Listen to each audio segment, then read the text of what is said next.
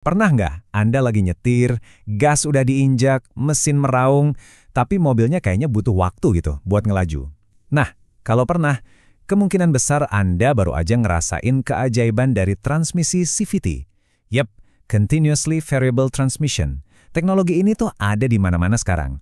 Tapi, jujur aja reputasinya sering bikin kita bingung.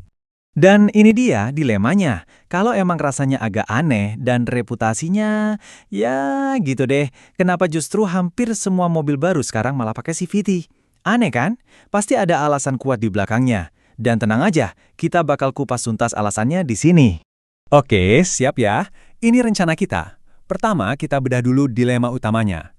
Terus, kita akan hajar dua mitos paling besar soal CVT, beneran lemot nggak sih? Dan beneran ringkih nggak sih? Setelah itu, kita intip evolusi teknologinya yang makin keren, dan terakhir, kita bakal tarik kesimpulan bareng-bareng. Sip, mari kita mulai. Untuk ngerti ini semua, kita harus coba mikir kayak para insinyur mobil. Coba kita lihat dari sudut pandang mereka. Kenapa sih mereka suka banget sama teknologi yang satu ini? Dan jawabannya ternyata simple banget kalau dari sisi mereka.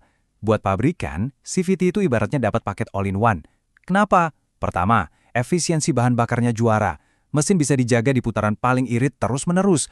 Kedua, perpindahan tenaganya super halus. Nggak ada tuh yang namanya jeduk pas ganti gigi.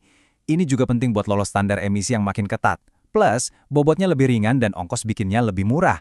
Jadi ya, di atas kertas, ini solusi sempurna buat mereka. Oke, sekarang kita masuk ke mitos pertama. Ini nih keluhan yang paling sering kita dengar. CVT itu lemot. Katanya lelet, nggak responsif. Bener nggak ya? Ayo kita cari tahu.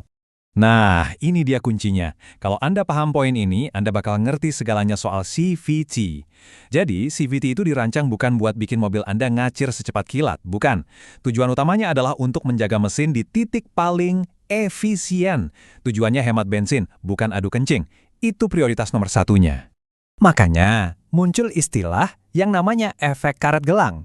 Anda pasti pernah dengar kan? Ini tuh buat ngegambarin sensasi aneh pas nyetir mobil CVT. Jadi, mesinnya udah meraung kenceng, tapi akselerasi mobilnya kayak telat gitu nyusulnya. Persis kayak kita narik karet gelang. Kan ada jeda sedikit sebelum akhirnya melesat. Jadi prosesnya gini di jalanan, Anda injek pedal gas, harapannya mobil langsung loncat kan? Tapi yang terjadi, mesinnya malah langsung meraung ke putaran tinggi. Kenapa? Ya karena itu titik paling efisiennya. Sementara itu mobilnya baru mulai ngedorong maju pelan-pelan. Rasanya emang aneh, karena nggak ada sensasi nyentak khas pindar gigi. Jadi kesimpulannya, buat mitos pertama, ya bisa dibilang benar. Rasa lemot itu nyata, tapi penting buat dicatat, ini bukan karena transmisinya rusak atau cacat ya.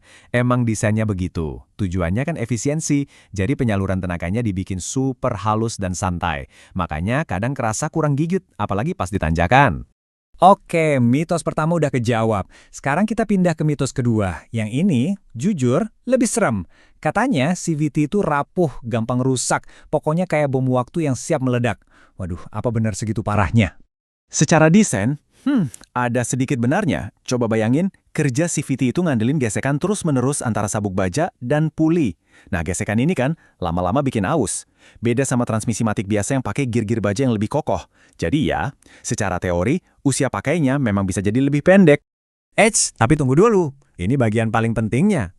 Ternyata, sebagian besar kasus CVT yang rusak sebelum waktunya itu bukan murni salah teknologinya.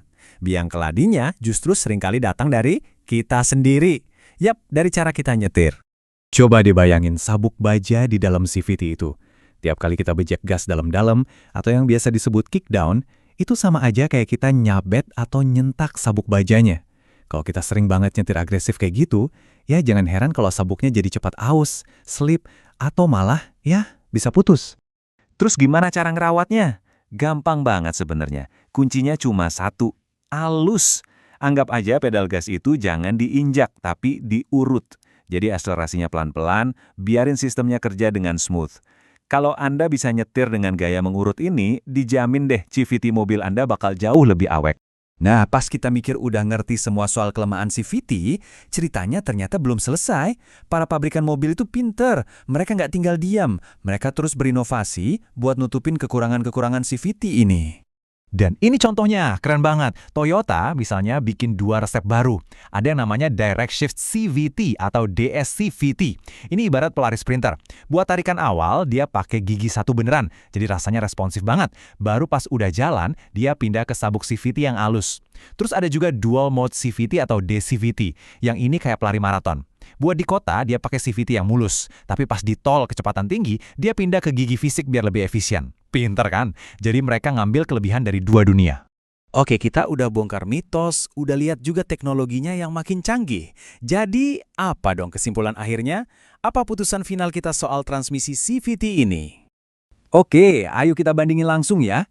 Soal kenyamanan dan kehalusan, CVT jelas juaranya, mulus banget. Tapi kalau ngomongin soal performa yang responsif dan daya tahan, mati konvensional masih lebih unggul. Nah, tapi ada satu hal yang krusial. Lihat baris paling bawah. Biaya perbaikan. Kalau sampai CVT rusak, biayanya itu, bisa bikin nangis. Jadi, intinya begini. CVT itu sebenarnya bukan teknologi yang jelek. Sama sekali bukan. Tapi, ini adalah teknologi yang sering banget disalahpahami.